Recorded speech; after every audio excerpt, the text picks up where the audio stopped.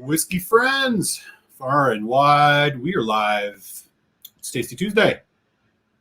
On a Tuesday for real this week. Thanks for hanging out, joining us tonight. I'm Eric, your humble malt user, beaming the signal from Chicago, Illinois, ready for some good whiskey chat with you all tonight. And thanks for everybody rolling with things last week, where we had Tasty Tuesday on a Monday.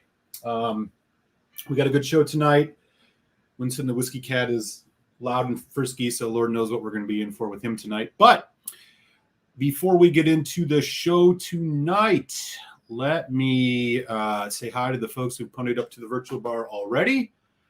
Then I will share just a couple housekeeping things, and then we will get into the main event for the evening. First in the door tonight, it's our friend in Montreal. It's Paul in Montreal. Slange Paul, good to have you in the house, sir. Warming up with the Tomatin cask strength. Oh, right. I have not had that one. I think I need to get my hands on it at some point. Unfortunately, that is not a whiskey that I see too often around here these days.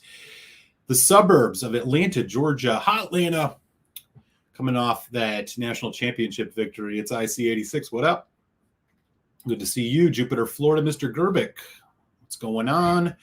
Northern California, Donner Pass Whiskey. Hello, sir. Hey, Winston. What's going on? Try not to knock the cartridge over. Old Particular Linkwood 962.6. Holy shit. You better get out the fire extinguisher for that, man. That's intense. Good to see you, sir. Gerbic's not had that one yet. All right, well, we'll be talking about it. Folks saying hi to each other. East Texas is in the house. It's our good friend, Daniel. Hello, sir. Great to have you here as always, my friend. Iron Root Promethean in the glass. All right. Four Roses, small batch. Solid one, for sure. For sure. Newer, yeah, there is that newer one that's like kind of a somewhat mix of their different recipes. Hey, Winston. Settle down. Freak show. It's been a night. I'm listening to Whiskey Throttle. Give a short listen to some bourbon guys. Oh, interesting. Bourbon guys and Peter. I did see that Donner Pass. Yeah. He's talking about things that I would look for one scotch, and then shared why he buys what he buys. Gotcha. Okay. Throttle knows what's up. Quad Cities on the other side of the state. It's Corsas. Hello, Chris. Good to see you, sir. Great to have you. Believe it or not, I have not had any Four Roses, but I learned that it's a high rye, so I put it on the list to try. Yes, their standard releases are high rye. They use the B strain for that. So if you ever get into their store pick barrel strength single barrels, they will be either high rye or high corn. You can tell by the letter. The B is the high rye, so it'll be like OB, which would be high rye, OE, high corn, and then in S, single barrel, and then there's 5 different letters, V, Q, F, whatever, for the different yeast strains. You can look it up online. But yes, their regular single barrel is the OBSV recipe, which is high rye, as well as I think their other single barrel and stuff is too. London's in the house. It's James Morgan. Good evening to you, sir. Or should I say good morning? Winston, yes, he is, he's subdued for the moment. We'll see how long that lasts. Pittsburgh. What up? How you doing, Ace? Great to see you as always, man. How are things out in PA? Molasses. It's been a minute, man. How are you? Hello there. Good to have you here. Crazy indeed. About Tony says. He does, yeah. Winston does want some whiskey. We'll see if he wants some of this old Pulteney 12. Want some of this OP12? Still, can't find a whiskey this cat wants to drink. Peter White, Ontario's in the house. Four Rose Gems just opened the 2015 OBSK, 10 years incredible port. Oh, yeah. Those single barrels are great. It's too bad they've gotten so much hype in the recent years. I have a, I think, 11-year-old OBSQ sitting on the shelf somewhere over there. That's a damn good pour. And another one over there as well. I don't remember which one it is. Look who's here. It's Throttle. He says, what is with that hair? I have not cut it since COVID. So it's not been cut since February of 2020. So, you know, the ladies seem to like it, man. What can I say? Cheers, Icy. Appreciate that. Yeah, please smash that thumbs up, man. It helps out. Straight from the cask, Edge Dollar going for ace, man. You're not playing tonight. That's good. That is good whiskey.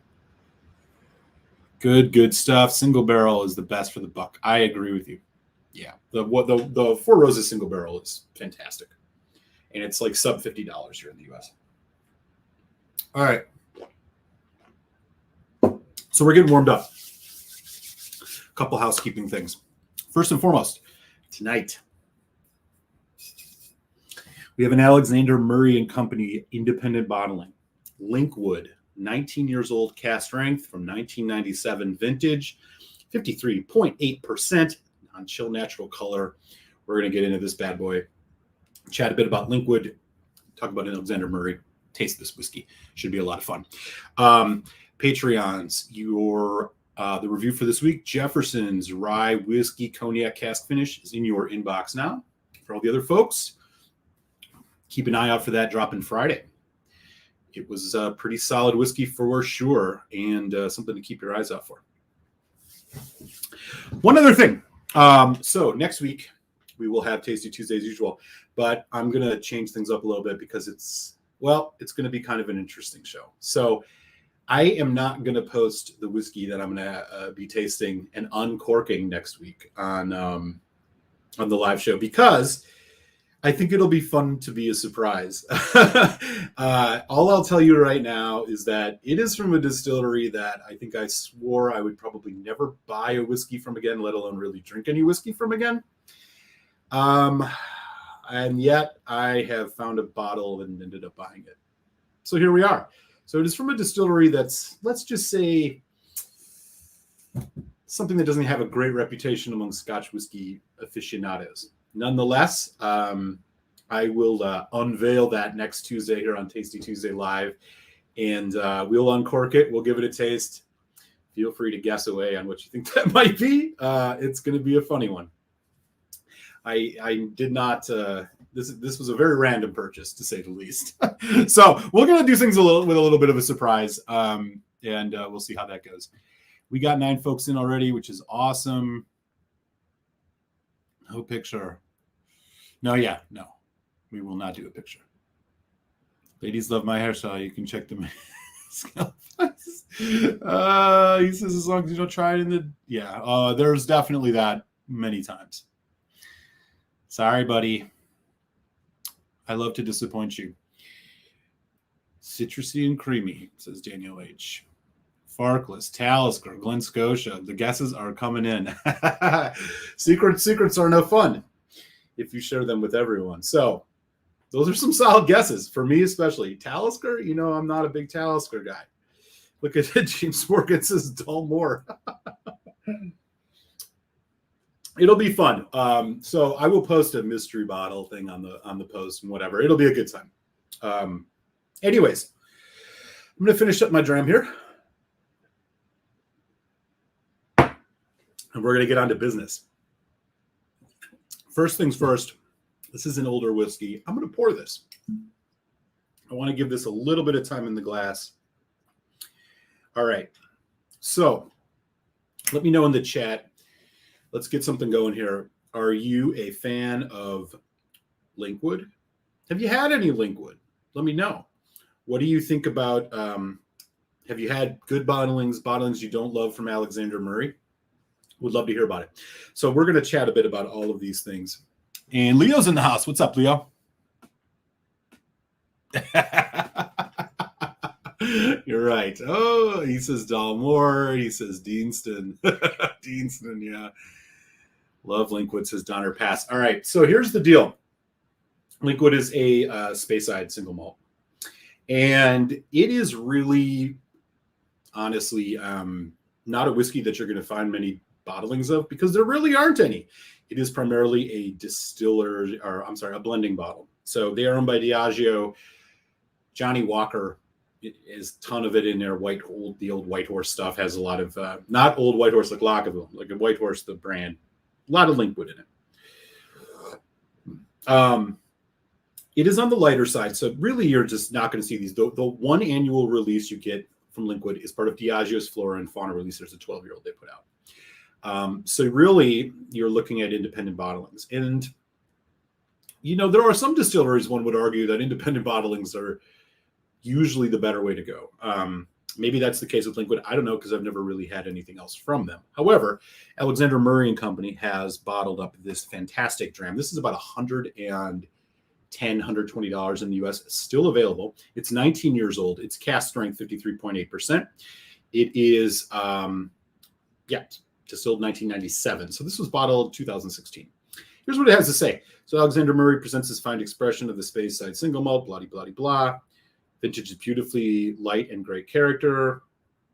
Matured in ex-bourbon casks and bottle of cask strength. So it's an ex-bourbon cask strength. So Alexander Murray is one of these independent bottlers, I should say, that I tend to notice from time to time, people are a little bit neutral on. Some folks find bottlings they think are really great. Others have commented, I picked up this one and it was kind of total crap. I have been, 1 for 1 so far. I did have an Alexander Murray Kalila, and I want to say it was a 13-year, which was quite good. I do own a couple others, including a Lafroig 12. But this one caught my eye, mostly because of the price. So I'd love to hear in the chat, what are folks' thoughts on Alexander Murray as an independent bottler? Do you hold them up there in the like Adelphi, Signatory, Cadenheads line, or are they more kind of, hit and miss, Berry Brothers and Rudd Gordon MacPhail? Maybe I'm wrong about those. I don't know, but that's just been my experience so far.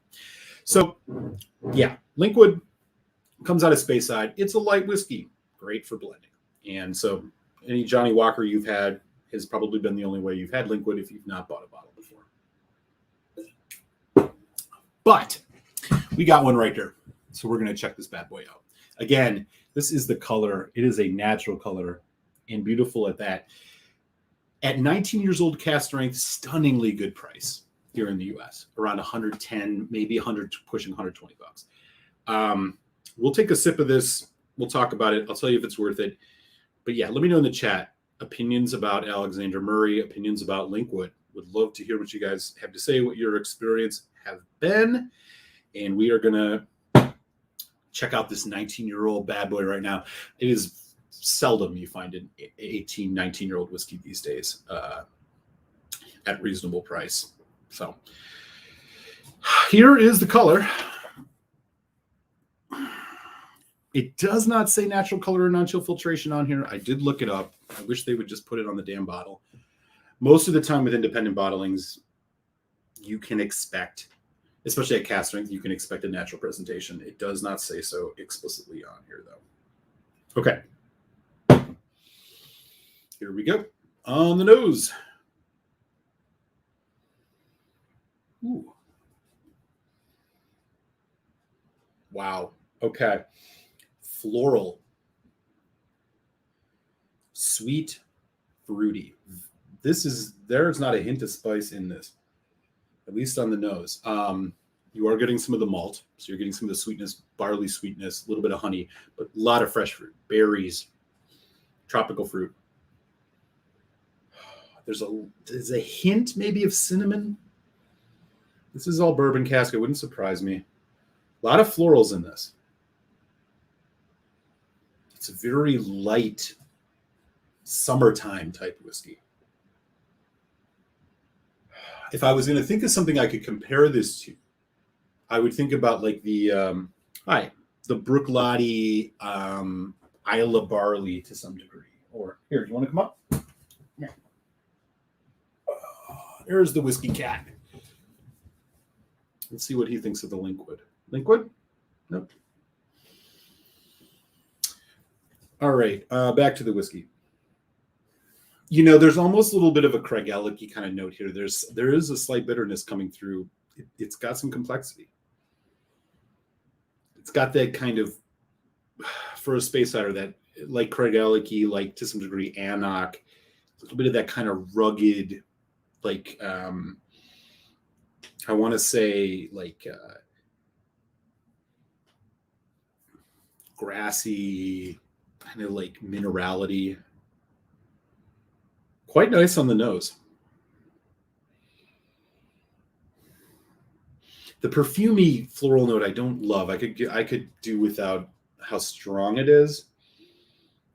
I mean, there's like a rose petal or rose water kind of thing, but again, summarized in simple terms, nice legs. Sweet, barley, tropical fruit, yellow fruit forward. That's what you're getting here. Let's give it a taste. Cilantro. Happy Tasty Tuesday.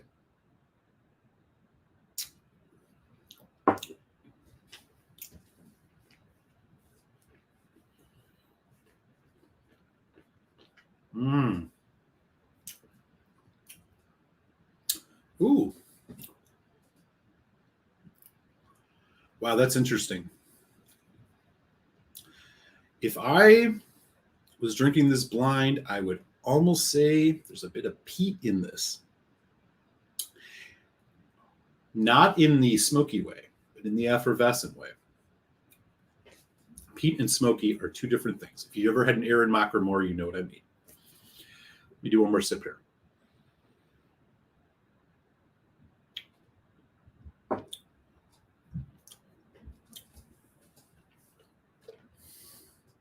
Wow. I'm very impressed with this. This is a Provenance whiskey. This is really taking me to the location. I feel like this is the type of pour you would get poured for you in a distillery that is off the beaten path. There's a creaminess and a sweetness, but also an effervescence and kind of like a champagne-like spiciness. Sweet fruits, yes. Apple, tropical fruit. Those are the main things. Pear, probably some of that too. You're getting a bit more spice now, and it is oak spice, but it's light. There's also a bit of vanilla, caramel, but these are all on the lighter side. For an 18-year-old whiskey, this is surprisingly maintaining its lightness. The casks haven't really overpowered this. It goes into a medium long finish, drying. White grape. This is where it gets really interesting. White grapes, nutmeg, a little bit of a punch of white chocolate, milk chocolate kind of thing. Very, very interesting on the finish. God, I would almost say there's almost a buckwheat flavor to this. If you've ever had a buckwheat whiskey before, you know what I mean. It's kind of sweet, kind of grapey, kind of almost like herb, like mushroom. Wow. Let's do another sip neat here. Again, 53.8% on this.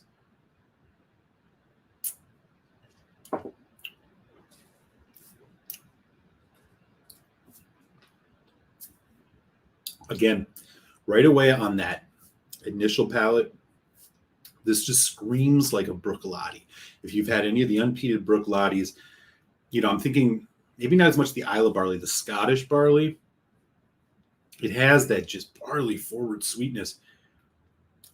But the honey, the fruit, it comes in right after. It's hints of tropical fruit. It's not overpowering. We're not talking pineapple. We're talking just, generic tropical fruit.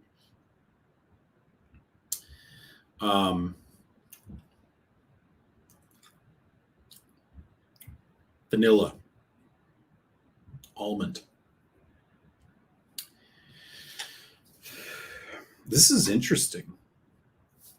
I'll have to check and see what folks are saying about this in the chat. If they've had any Linkwoods before, what folks' thoughts are on Alexander Murray. This is impressive. I mean, this is quintessential relaxed summertime whiskey, especially with some water in it, probably, which is what we're going to do right now.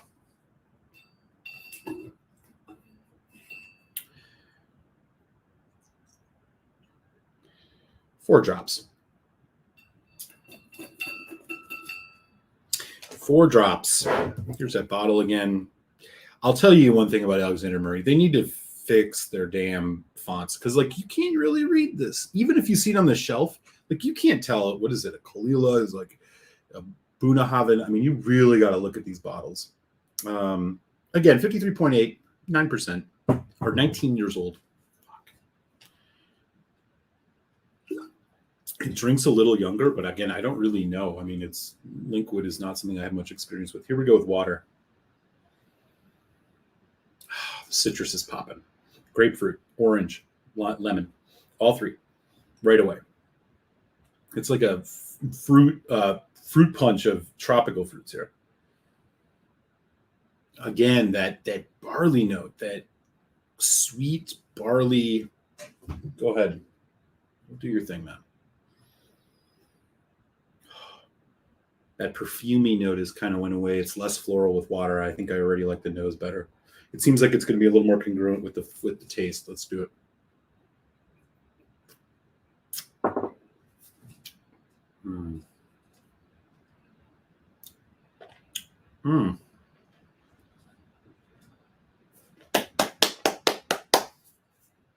Boy, this has really come alive with water.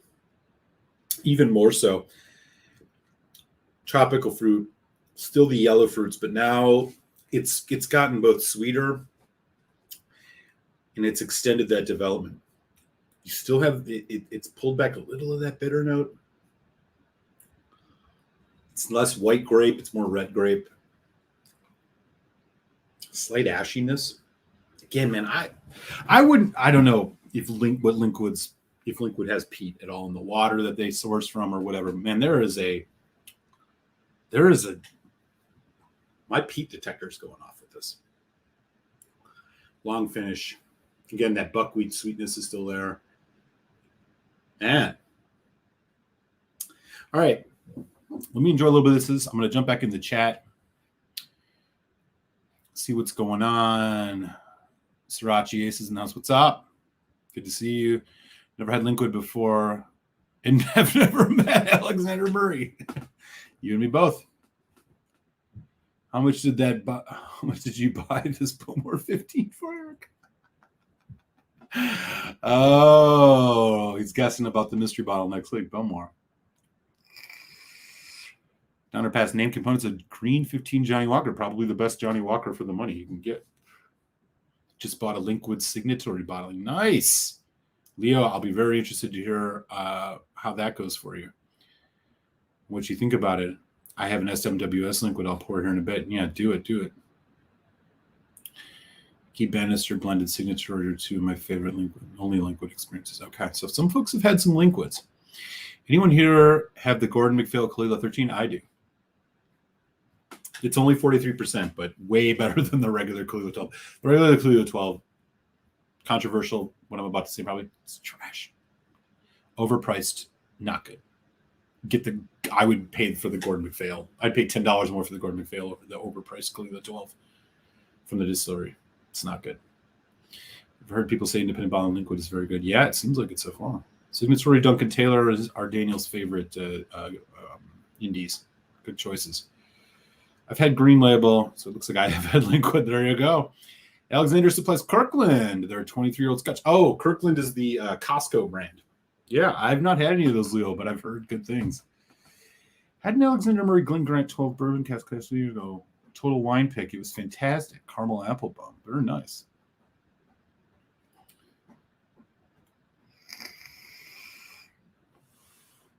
Yeah, get it.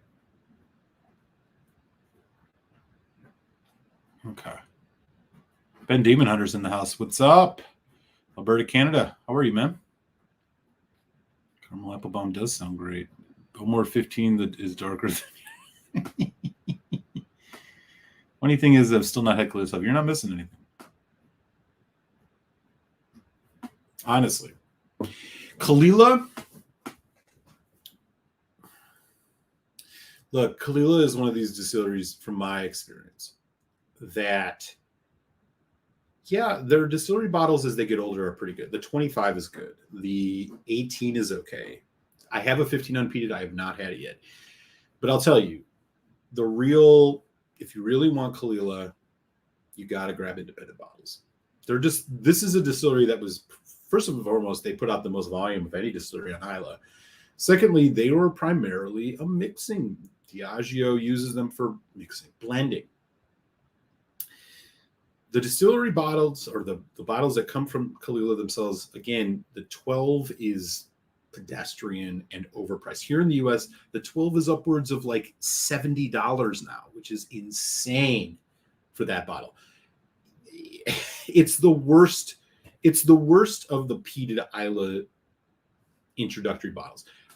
Lagavulin 16 is definitely better. Ardbeg 10 definitely better. Lafroig 10 better. Brooklotties Port Charlotte 10 better. Kilchoman Mockyer Bay better. It's not that good. It's just not, and it's a waste of your money. You can get Gordon MacPhail, you can get Alexander Murray's, I think Berry Brothers and Rudd. Caol Ila is all over the independent bottles, and they're all going to be probably better than what you'll get from the distillery. It's just a fact.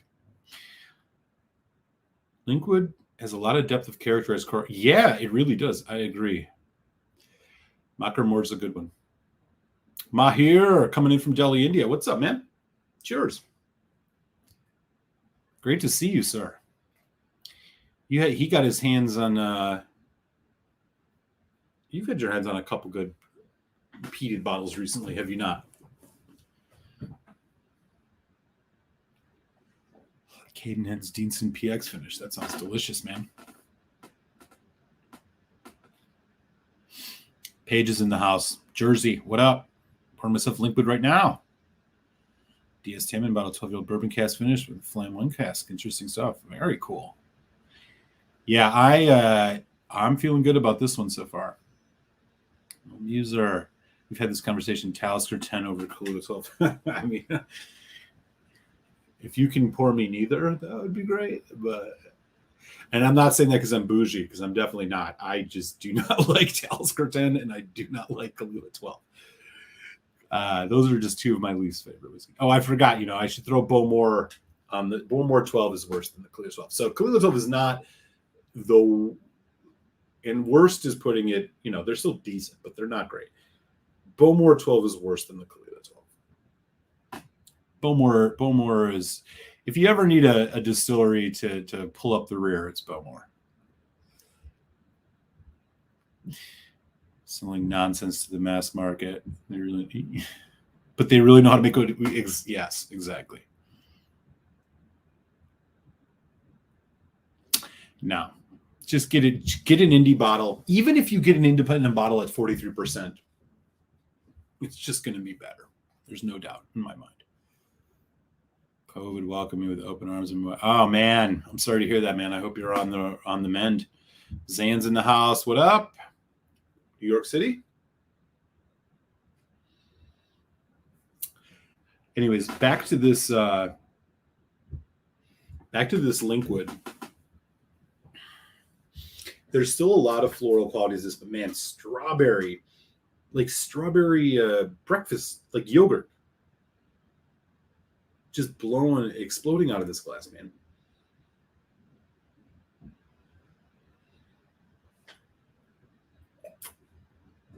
I'll tell you right now. As you can see, I had opened this already. This is a revisit of sorts. It had been a long time since I've drank them, probably at least 8 months. And I'll tell you, this is really an eye-opening experience with this. I almost think I could even use a little bit more water, but my God, sweet, light, delicate, yet complex. A lot going on here. Tropical fruit, sweet. I swear there's a little bit of effervescent peat going on in here, but I'm probably wrong. The finish is just longer and longer every time I sip it. Hints of coffee, dark chocolate. I'll tell you right now, I mean, if I was going to slap a score on this, 4.25. For a 19-year-old cask strength whiskey of this caliber at, like I said, U.S. prices on this, $120. This is a no-brainer for a bourbon cask whiskey. No-brainer. Well done, Alexander Murray and Co. This is good. I may look for another one. There's just something about this. There's something about the texture and about just the smooth kind of delivery of the sweet fruit notes that are, going from tropical to now, like I was just saying, strawberry. I could see sitting on a porch in midsummer, summer's coming in, spring, sipping on this, just enjoying the weather. It's one of those types of whiskeys. Probably not something I'm going to sip on again here in winter in Chicago, but come next year, I have plenty left. And again, Alexander Murray and Company, for what it's worth, you see a lot of their independent bottlings at places like Total Wine or Bevmo, places, your big box liquor retailers, and they seem to be one of the easiest independent bottlings to find. And I know some people have had mixed experiences with some of their stuff, but I will say, I'm 2 for 2 right now. I have a Lafroig 12, which we're going to do soon, but this is, for those of you who do the 100-point score thing, this is a 91. It's that good. It has character. It has complexity. But its dominant notes are just very pleasurable and sweet. It's just a little bit of bite to it to give it some kind of extra angle, level, extra dynamic note to it. A little bit of oak cask. So again, this is 1997 distillate. So this was bottled in 2016. Still pretty well readily available. You can find it in the U.S. 19 years old. I think I paid $110 for this. I think I would gladly do that again. 53.8%. And while it doesn't state it on here, I do believe it is non-chill filtered and natural color. Although the color does make me wonder. I don't know. I think it's natural. Anywho, I am comfortable with a 4.25 on this, which is a high score, but I think this is worth it. This is a really good bottle. Value in 12. Nice.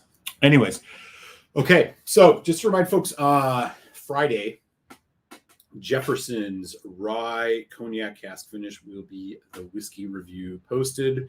Be sure to check that out. Patreons, it's in your inbox right now. So you don't got to scurry off now. Check it out after the show. And then as I was mentioning at the beginning of the show, next week I will be doing Tasty Tuesday Live, but I'm not going to post the whiskey that I'm doing because it's going to be a little bit of a surprise. And this is because, of course, I bought a whiskey from a distillery that I pretty much told myself I would never buy a whiskey from again. And there's something in the air compelled me to buy a whiskey from this distillery again. And so we are going to uncork it next Tuesday. I'll reveal the bottle on the show. We've had some great guesses so far. Folks have said Deanston, Dalmore, Talisker. I think somebody said, what was the other one? all things I would expect you guys to say about a whiskey that Glenfarclas. Yeah, Glenfarclas.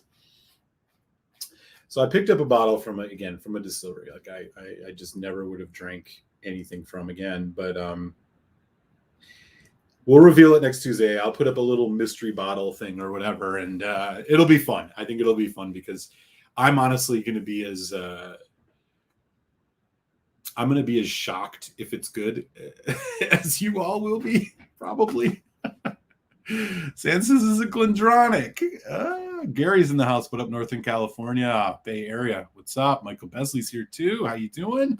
McAllen.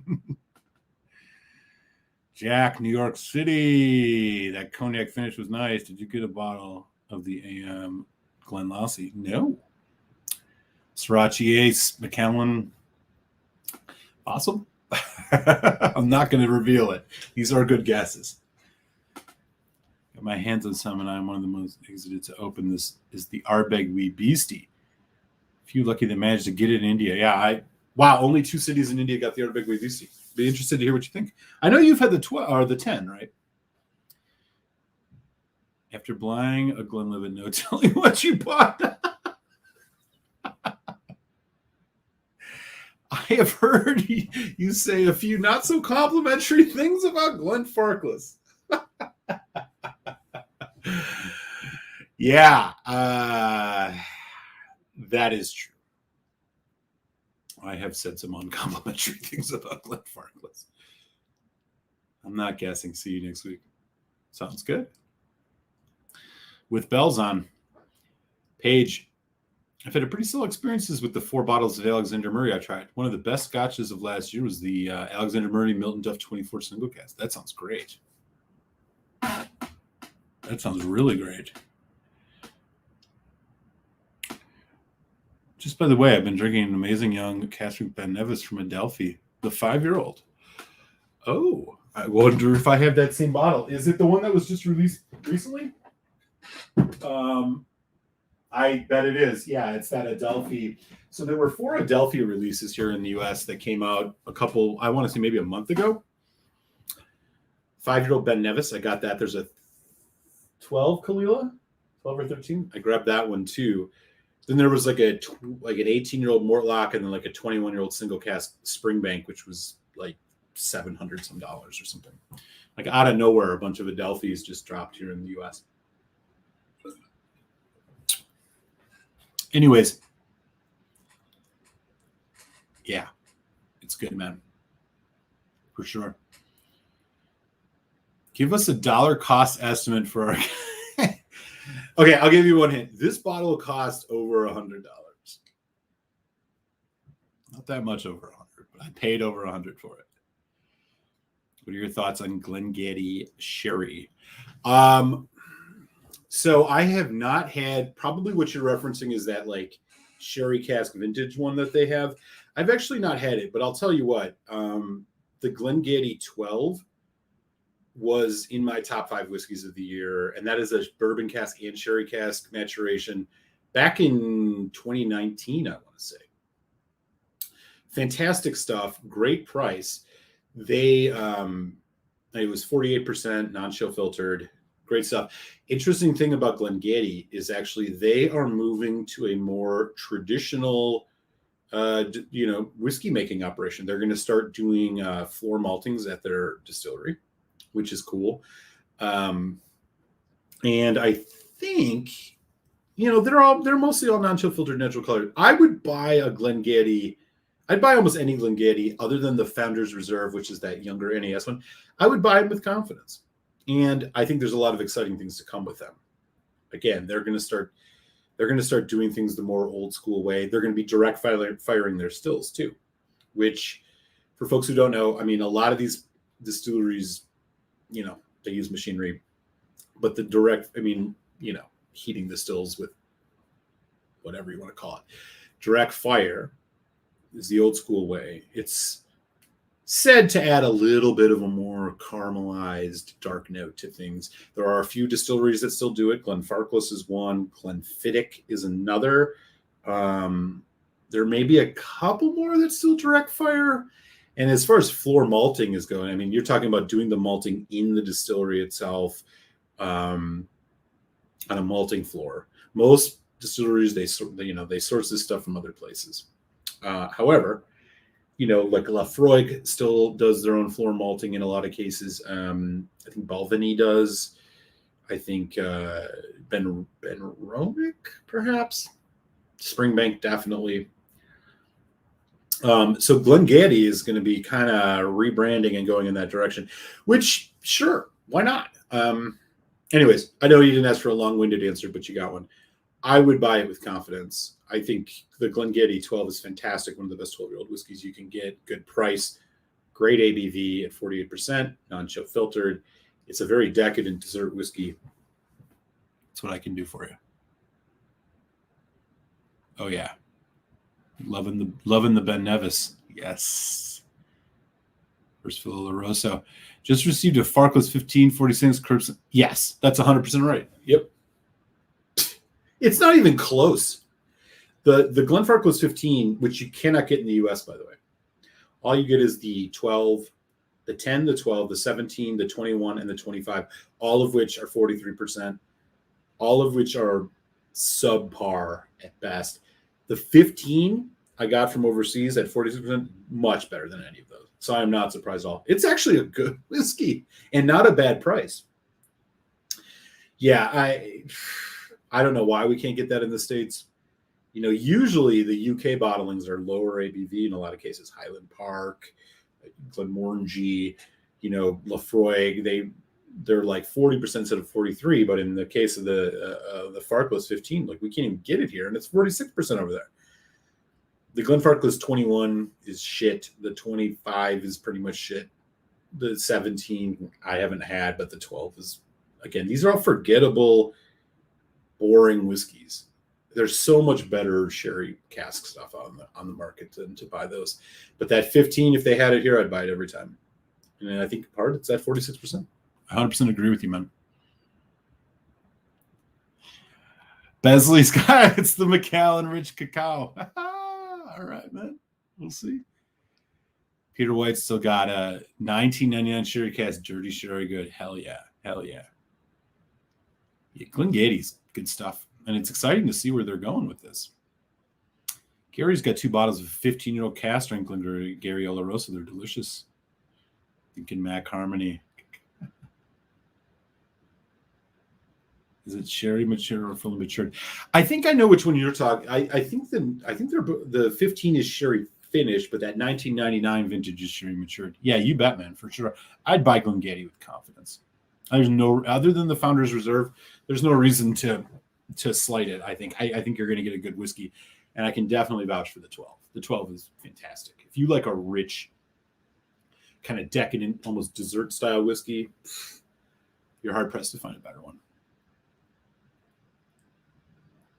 That I believe. Oh, yeah. God, I wish it was, man. I don't understand it. Glengatty already retooled once before. I have a 1995 Glengatty, just slightly peated. Oh, interesting. Okay. Eric, am I here? I don't know. But recently, some stores in Mumbai and Delhi have put the Glenmoe 12 Quinta Rubin on the shelves. I thought that whiskey was discontinued more than a year ago. Yes, it was. They actually moved it on to a 14. But I would buy it. It's good, depending on the price. That's a good whiskey.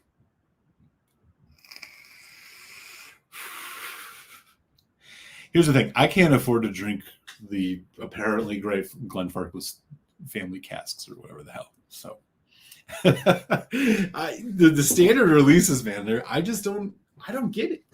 I don't get it.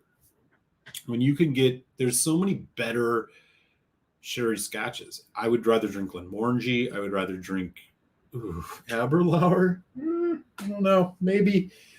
Definitely Glenmorangie. Definitely Glendronach. Maybe probably Macallan if it was a little cheaper. I don't know. I'm bearish on Glenfarclas. James Chang's in the house. What's up, man? Good to see you. Regrettably, I was not able to hang out with James. I was in Los Angeles for the last few days. We were going to try and connect at K&L. I unfortunately was not able to do it, but great to have you, man. Next time I'm out in the City of Angels, we will make a concerted effort to do that. Did you try anything from M&H Distilling in Israel? And what world distilleries do you think can compete with the best whiskeys of Scotland? That's a great question. Okay, so just for the hell of it, since you brought it up, you've solved my question of what the next whiskey is going to be.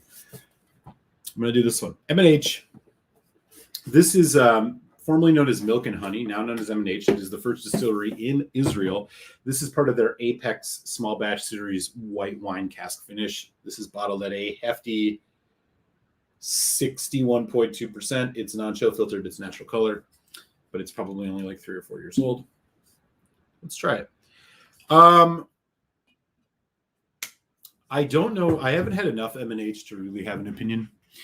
What distilleries do I think can compete with the best whiskeys from Scotland? Cavalan. The Solist Cavalians that I've had are remarkable. I think Cavalan, as far as whiskeys that I've had, are probably some of the best casks because their whiskey's relatively young, but you got tropical aging. So, an 8-year-old Cavalan is, whatever that would be the equivalent of in,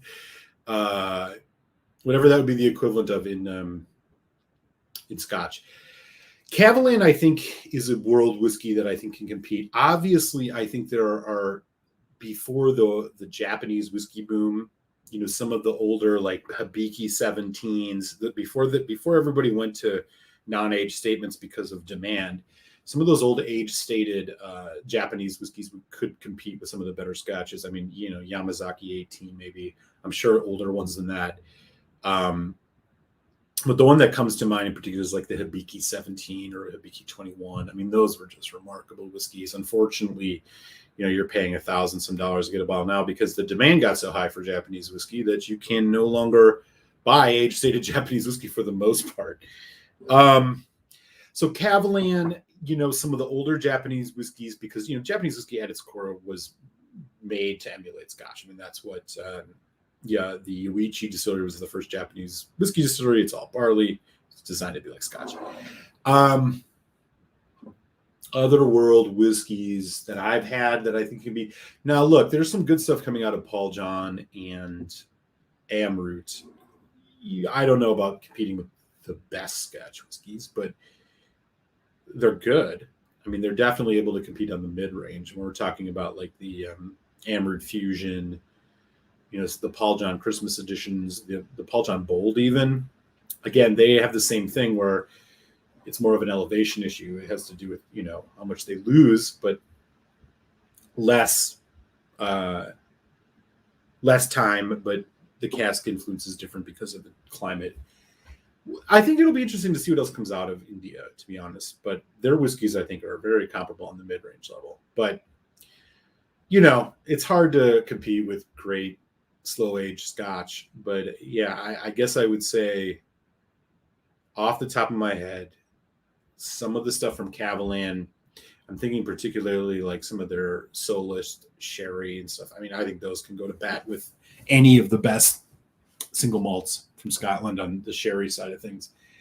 And yeah, I mean, older age stated Japanese stuff, it's particularly Yoichi, Miyagiku, or Hibiki, honestly. But, if you get any of those, good luck. So you brought up a great question, though.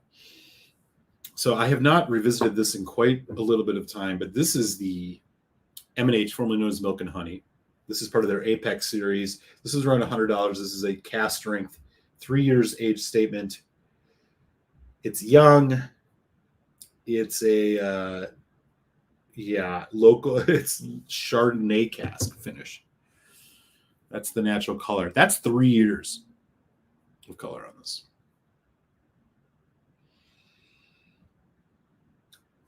Does it smell a little bit like Chardonnay? Yes.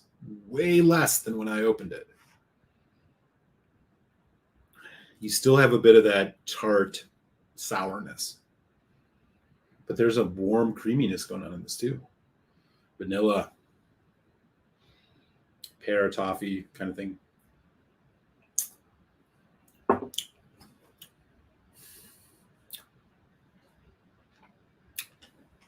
It's young. It's aggressive. It's got a lot of flavor. I just don't know how much I love Chardonnay cask. It's not overpowering. Like, this at 10 years old is going to be great if they release it.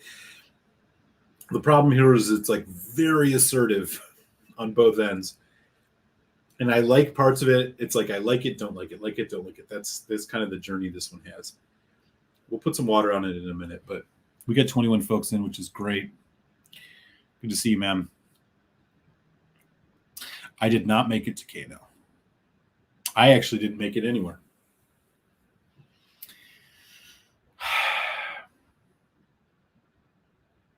No, not this time, ma'am. My trip out there was a little bit less of a pleasure trip. I'm fortunate that I get to go out there pretty frequently. This was a little bit more of a business thing of sorts. That's the way to put it. And despite my best efforts, I just didn't have the time. Oh, yes, most definitely. And it'll happen. 4 M&H samples on the Zoom tasting. Wow, he's got a 13-year-old Kavlan. That's awesome. Retails for about 90 USD in Delhi, but in Mumbai they're selling it for around 170, 180. Crazy taxes, Mumbai government on imported. You're talking about for the 12-year-old Quinta Rubin? Save your money. I agree. Definitely. Would you get that or the Karches 2021 PX? Ooh, can you tell me what you're referring to? I think I might have missed it. Would you say that meaning this M&H or the Linkwood? Kyushu 12. Dude, yeah. If K&L shipped, I used to order stuff from places out there all the time. If K&L shipped, I'd be all over it.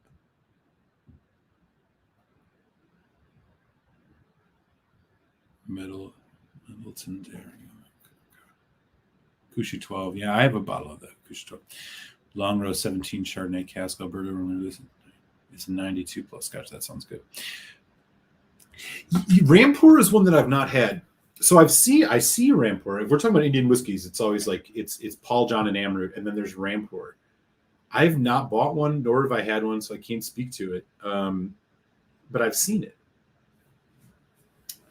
And honestly, from folks I've talked to, people are kind of like, they seem a little overpriced, was the vibe I got. Like they have a double cask that's like, it's like over $100. I don't know. I've been gun shy on it, and I've heard some, and mostly because some folks have told me like it's really not all that good. And I know Paul John and Amrut are for the most part solid. Sriracha Ace. Okay, just poured a Dickel bottle and bonds open for 3 months and half full.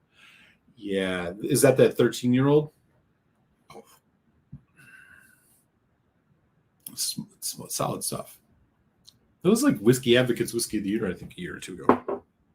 Anyways, we got 18 folks on, which is great. Awesome to see folks.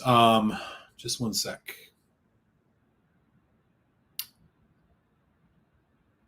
All right. Man, I'll tell you. Yeah, it's the 13 Sriracha. I said, yeah. Indian distillers are basically use the same method as Scotland. Some even get barley from Scotland. Right. Like the peated stuff, right? Make their whiskey, but the only thing that makes it different is the Indian climate, right? Exactly. Mahir, he's the one to talk to about that. I've not had that one, but I've seen that one too. I really like Paul John. I think so far I've been more impressed with Paul John than Amrut, but I've had less Amrut. So again, on this Apex cask, I mean, they have a couple different ones. So this is what it has to say. This is one-of-a-kind whiskey, was aged in hand-picked traditional white wine casks from one of the best Israeli boutique wineries, unveiling magical flavors derived from local Chardonnay wine casks. So it's local Israeli Chardonnay. There you go. They've been putting out a lot of stuff.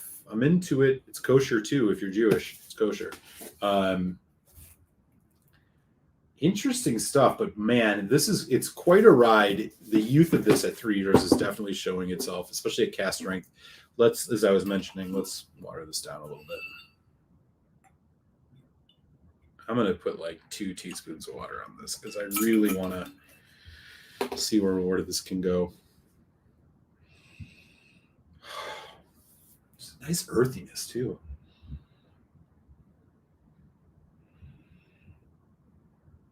This is one of those whiskeys that I just really want to try with some people.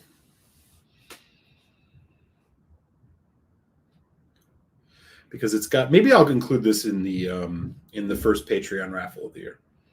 Because I really think that some folks, this is one of those whiskeys where it's like second by second, my opinion changes of it. Mostly just because of the youth and maybe my own bias, not loving Chardonnay, but I wanted to try something different. Here we go.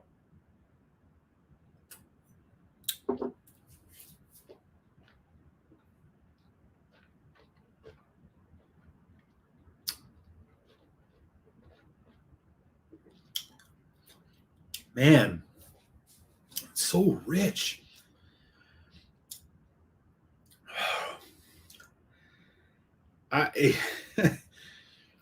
Man, I don't know what to think of this. I like it, and then there's things I don't like about it. I guess I would say it's a very respectable whiskey. For 3 years, what they've done with this is quite impressive. I think I just don't know. Honestly, I just don't know what to say about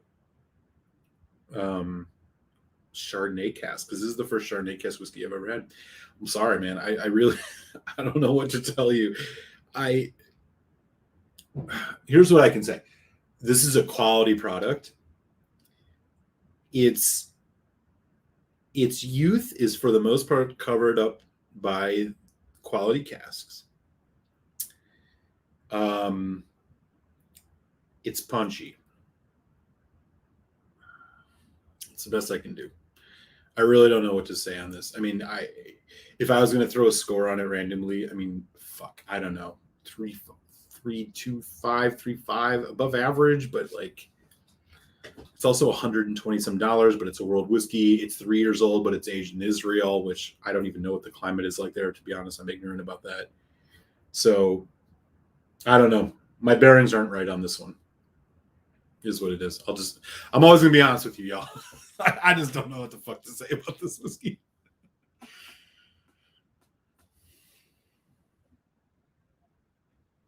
Don't go for Rampur, says Mahir. I absolutely hate them because they're overpriced here, as well as their whiskeys don't offer much in the price compared to the PJRM. Paul John. Okay. I trust you, Mahir, being on the ground there in India and tasting these things.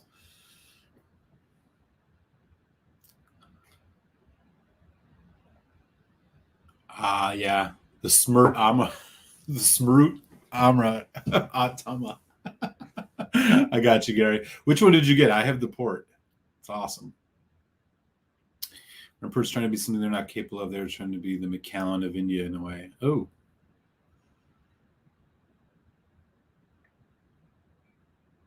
That's good to know, because I have one of the Amrut rums and it's really bad. But it's not that one. How much does Rampur Select cost in India? Zan. Do some weird money. Yes, there's that Apex pomegranate one too, which I don't know what to say. I've not had it. I think there's 3 or 4 releases in the Apex series. This white wine cask was the one that I came across. And again, they were known as Milk and Honey, and they've switched around the name. Yeah, they're made in Tel Aviv. I don't know. This is a whiskey that's going to probably, I won't review until like next year, because I just don't know what to say about it. I respect the quality going on here. I just don't know if I like the flavor, and it's really hard to reconcile those things when you're like trying to do a review for folks, where it's like, most things I enjoy, most wine casks I enjoy. I just don't know what the hell to think about this. I did send a sample of this to Foodquake, so maybe we'll get a sample review out of him one of these Sundays.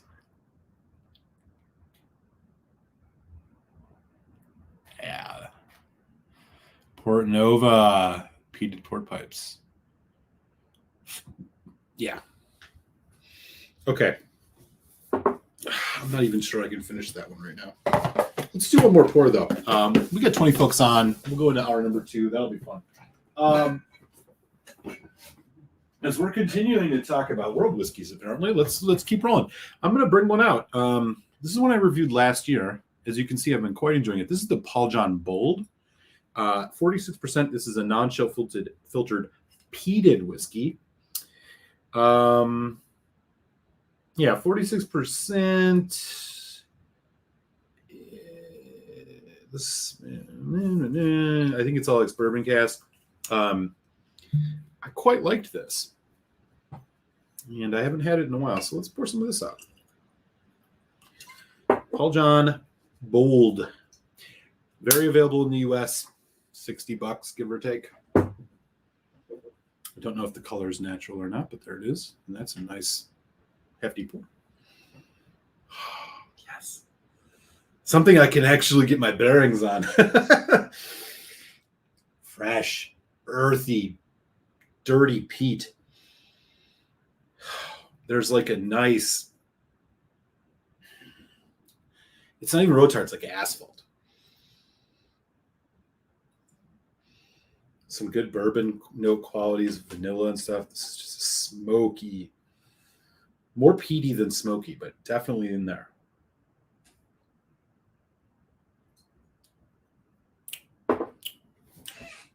Mm.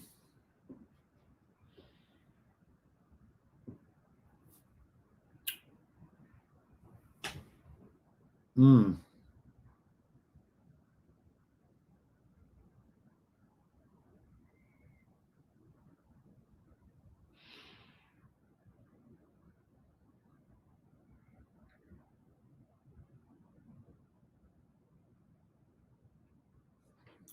Mm.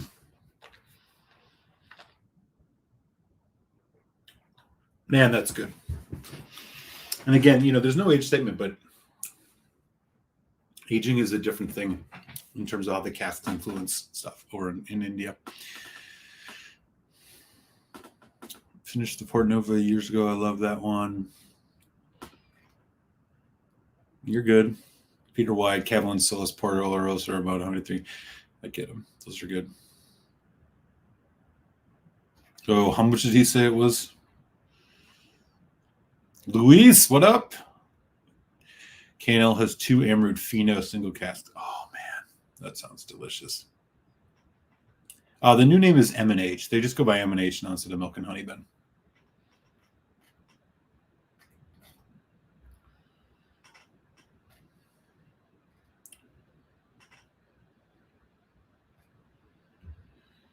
Yeah, I'm sorry. Here it is. Okay. Minimum 90 to USD price can go up to 170 depending on which state you're from. Damn, man. India don't play with their liquor prices. This stuff is great, man.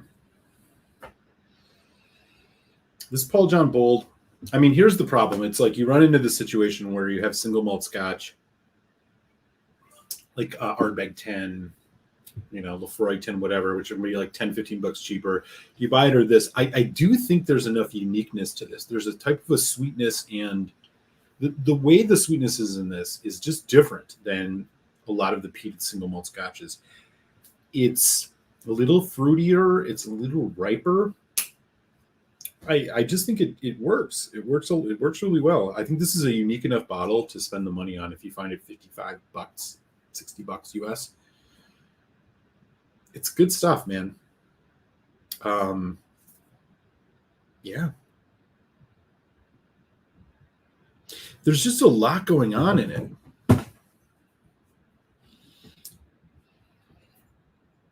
Whiskey, Indian whiskey has a Paul John peated select cask, which I think is just Casking's version of the bold good stuff. Dude, the Paul John Christmas editions. So Remedy Liquor, which is in California, but they do ship, right now still has the Paul John 2020 Christmas edition, which for me is a 4 out of 5 whiskey for $69.99. So if you want to grab it. Otherwise, you can find it anywhere in the $80 to $90 range. Good stuff. Really good stuff. It's sherry, peat and bourbon.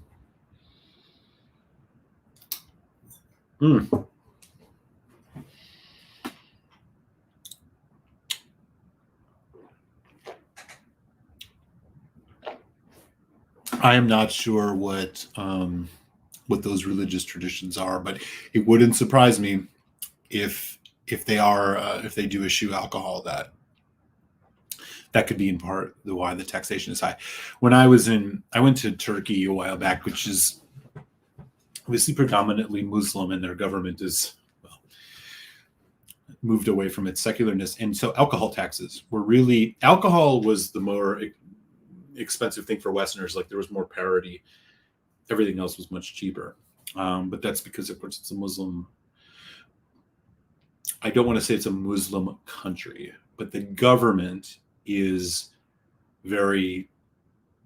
to a very specific version of Islam, and there are of course a lot of Muslims in Turkey, and so I do think that accounted for some of it.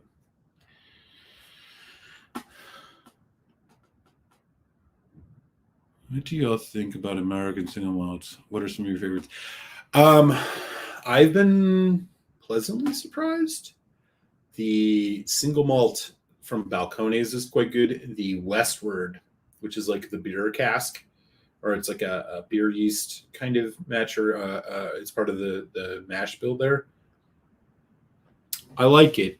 I just want it to be unique. I'm not saying it's got to necessarily be good or bad or something that I really want. I just want it to be unique. And so far, it seems like it's not just generic Scotch Light, you know?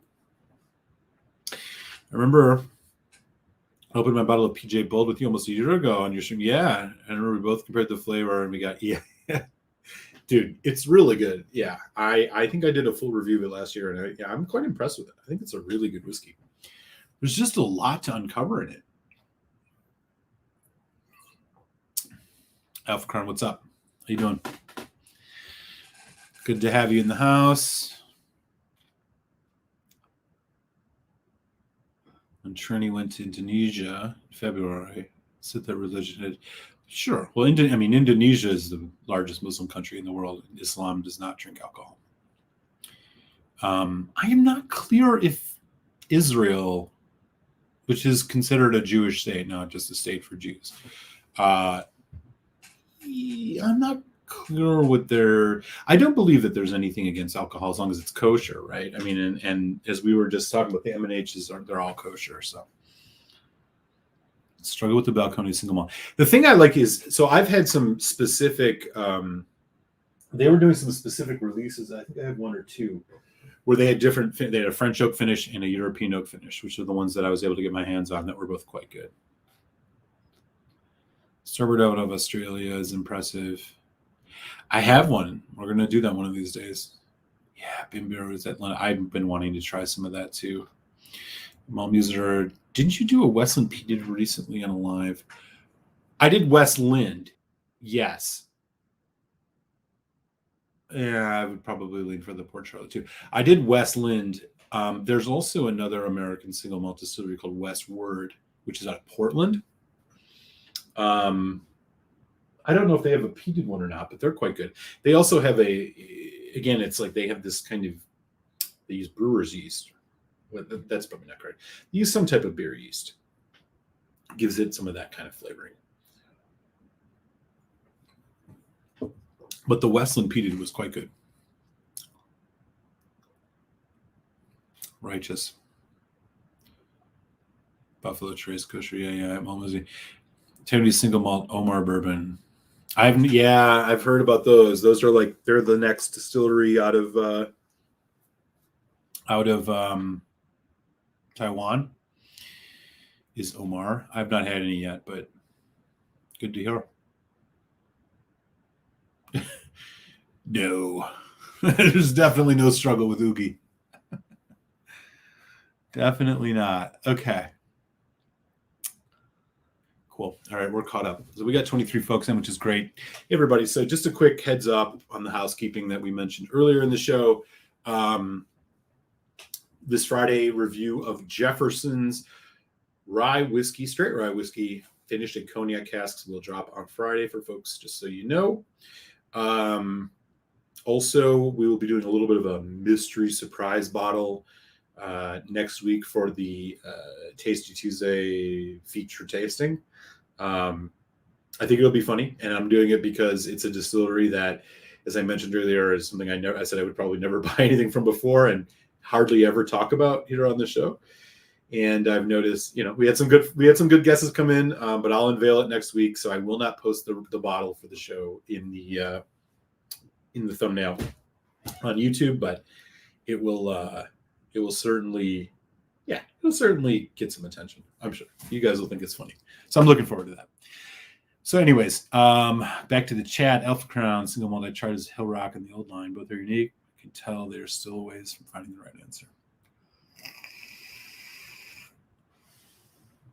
Islam forbids Muslims from drinking alcohol, and most Hindu and Sikh people have it.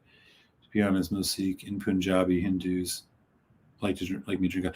Okay, I know Islam. Yeah, I knew Islam forbids it. I was unclear about Hinduism, so that's and Sikhs for that matter. So that's good to know. Thank you. What do you think? Had the sample pack flavor. I was impressed enough to see out of the bottle online to order. I'm not sure which one you're talking about here. All right. Anyways, back to the Paul John Bold. Buy this whiskey. It's good. It's got something. There's something. I don't want to sound jingoistic, but there's something about this that I can't put my finger on, which I can only attest that it has to do with the barley from India. I know they're using some peated barley, which they're bringing from Scotland, but I don't know if this is all peated barley. This whiskey has a certain, almost like umami spice to it. There's a spice to this that I can't, I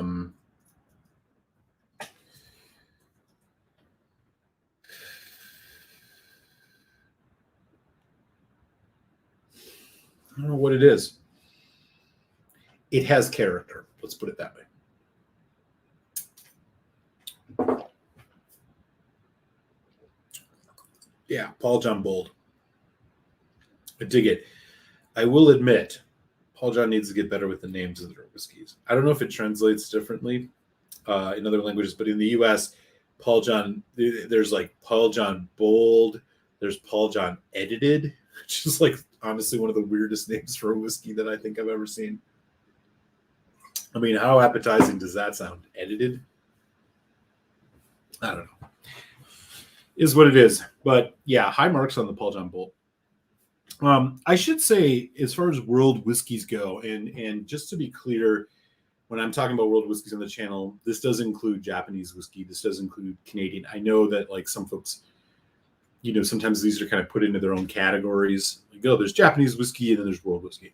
I kind of include them all, but I've put together a healthy collection of different ones that I'm going to be trying. We're going to be doing the Kayo Mizunara Oak and the cask strength Mizunara Oak this year. We're going to be doing some of the Fukano rice whiskey releases, which I know the folks out in California have been getting their hands on.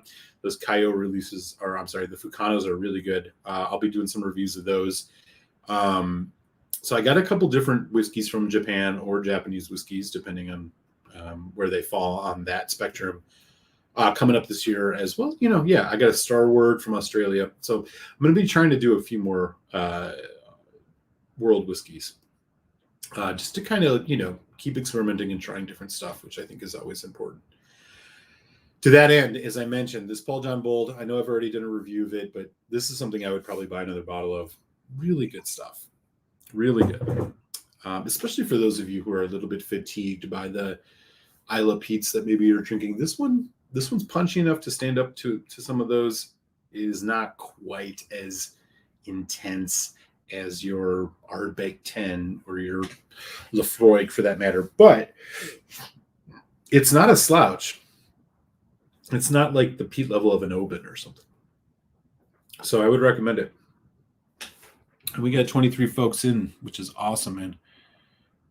Yes, Oishi, I have an 8-year-old flask wine and spirits store pick sherry, which we'll be doing. I'll definitely be checking that out. Stephen Connor's in the house. What's up, Nashville? How you doing? Since you're on a world whiskey kick, why not grab the Cavalan on the top behind you, the Muscatel or the Amontillado? The Muscatel was my whiskey of the world whiskey of the year last year. I have not done the Amontillado yet. I have a Fino and I also have a Vinho Barrique. Actually, you know what? And I can do this boldly, no pun intended. Even after having a peated whiskey, we'll cap things off with what I think is probably one of the best sherry whiskeys I've ever had.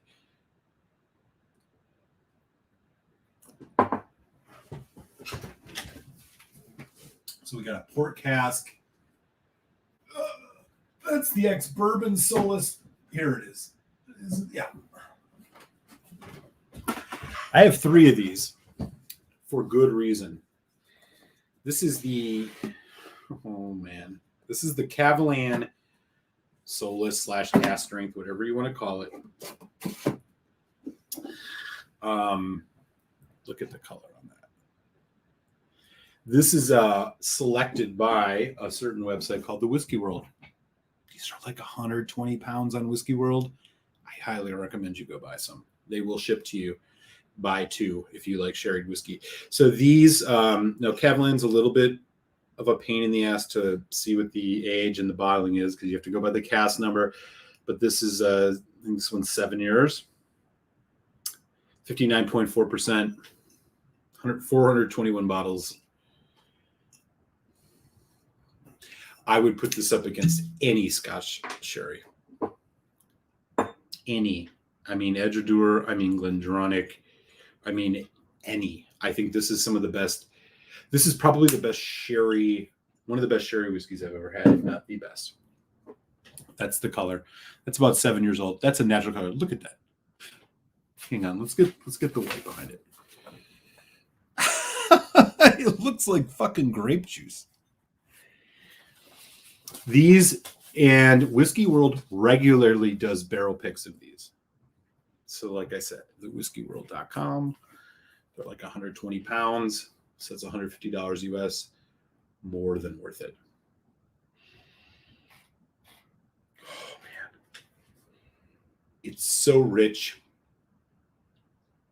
It's the thing that I like the most about this is the balance between ripe red fruits off Oloroso sherry, but more so it's the dried fruits, which really is a testament to age. Because as whiskey sits in a Oloroso sherry cask, the more dry notes you get, this is something to particularly know about NAS whiskeys. The more dry notes you get, like dry fruit notes off sherry, gives you some indication of the age. And while this is only 6, 7 years old, in Taiwan, that equivalent to maybe 16, 17 years old Scotland.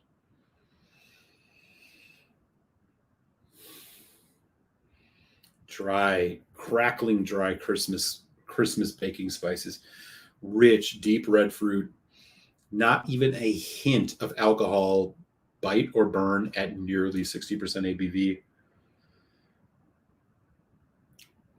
Fantastic.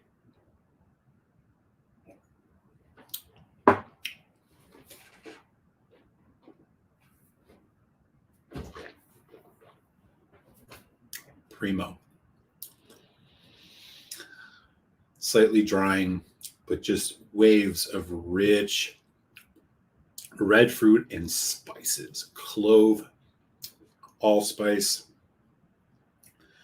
The fruits are like, blackberry, raspberry. It just goes on. Still going. Finish is still going. Again, Whiskey World does these. They do picks. I have 3 of them for a reason. They're that good. This is top shelf Kavalan whiskey at an affordable price. I'm telling you, you don't even need to add water to this. It's that velvety, soft on the palate. Huge, huge flavor notes on this. Cinnamon stick.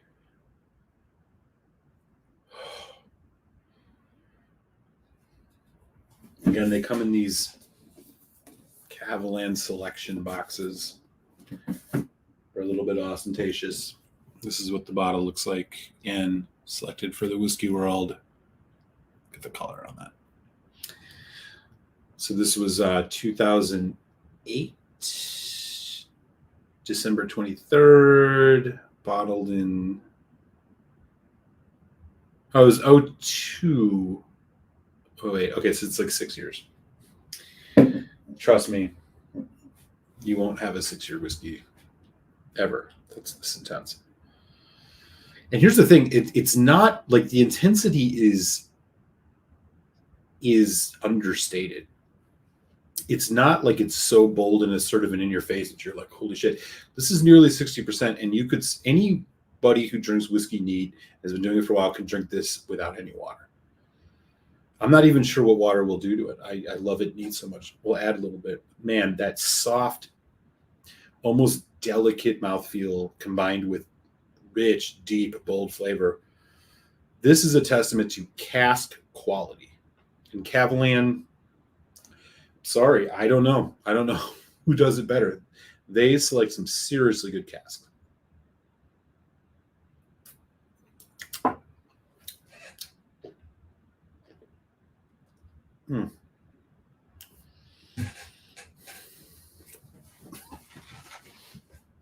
Fuck out of here.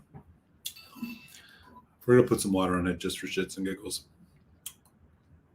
6 drops. The only thing you might not like about this is that it's a bit on the drying side, but it is Oloroso.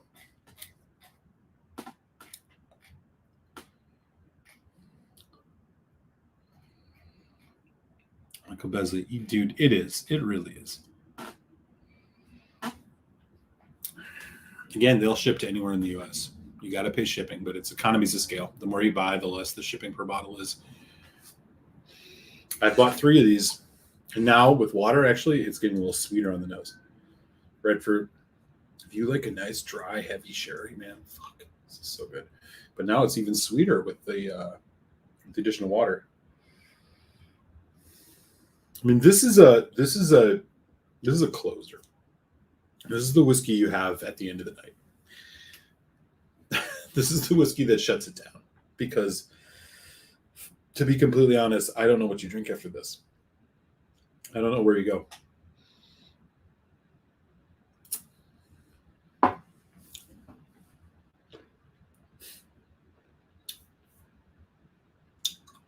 If there's one criticism you can level at Cavalans like this, is that it's almost so much sherry that you're not even sure it's whiskey. The casks are so wet and so rich. Tannic, slightly tannic, drying finish, but the dryness, it's less about oak tannins and more about just the dry fruits. Spice.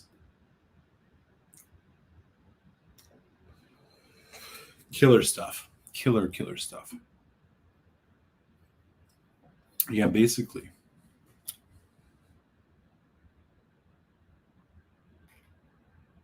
The single cask Irishman, I was able to get one of those, which I was lucky to get.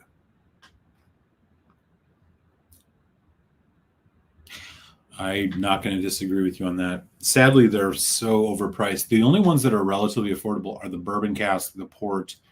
I mean, we're talking sub $200 and the sherry. But I'm telling you, these sherry picks are where it's at.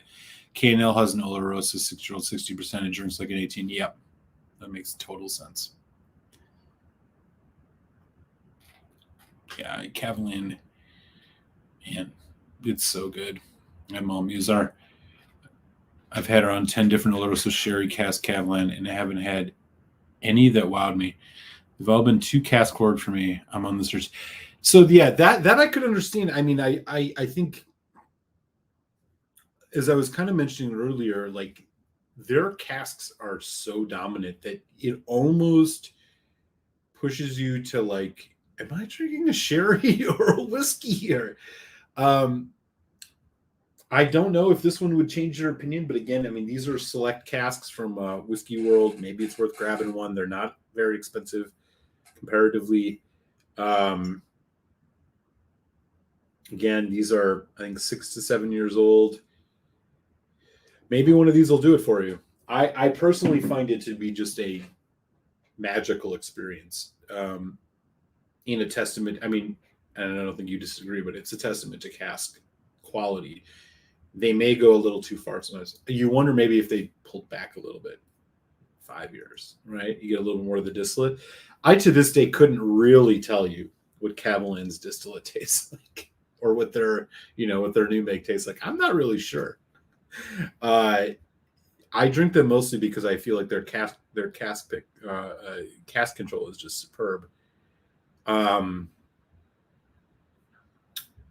Check out Whiskey World. Maybe one of these will do it. I'd love to hear what your experience ends up being.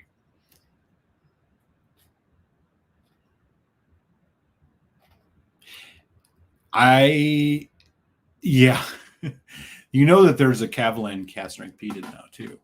I've seen it. I've not had it, but Sherry LaRosa Solis and the Peaty Distilleries, the only cabins I've been disappointed with. Faves of the Vinho Barrique, Manzanilla, Fino, and Port. I think the ex-bourbon is underrated. I have not had the Manzanilla, but I've had the rest. I don't disagree with you. I have, yeah. I have. It's been a while since I've drank it, but yeah, I do have it. Yep. Oh, man, I appreciate that, man. Thank you, sir. Very cool.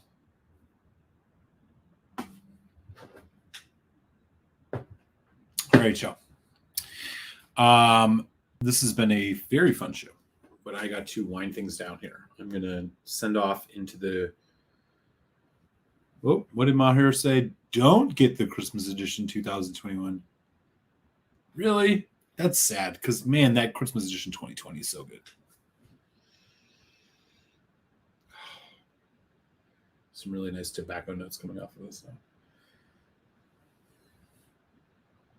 now. No news yet. Other than, a thank you to the folks who chipped in for that. In March, I will do a 20 rye shootout. I'll be sharing the updates on the format and all of that soon. But yeah, looking forward to it. Okay, y'all. I hope you all have a wonderful rest of your Tuesday. Thanks for taking some time to hang out. Smash that thumbs up on your way out the door. If you want early access to reviews and be in the raffle for samples, join on patreon.com/maltmuserwhiskey. Friday, Jefferson's Rye Whiskey Cognac Cask will be dropping as my review. So go ahead and check that out. And as I said, next week, we will have a mystery uncorking here on the live show. Some great guesses so far. I think you guys will all have fun with it. So hope everybody stays well, stay safe, all of that good stuff. Salange, y'all. Much love.